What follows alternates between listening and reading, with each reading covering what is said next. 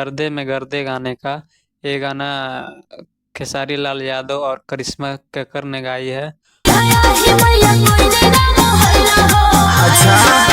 नमस्कार, प्रणाम। शिवांश न्यूज में आप सभी का स्वागत है।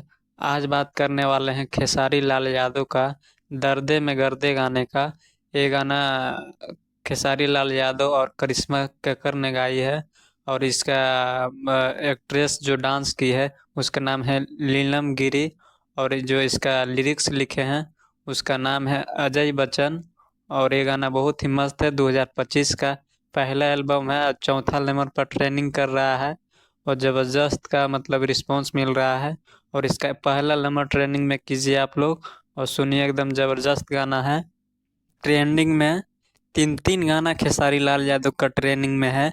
पहला गाना है दर्दे में गर्दे, दूसरा गाना है रसियन आएगी, तीसरा है शीतलहरी। एकदम पावर स्टार, अब फलना स्टार यहाँ कोई भी नहीं है।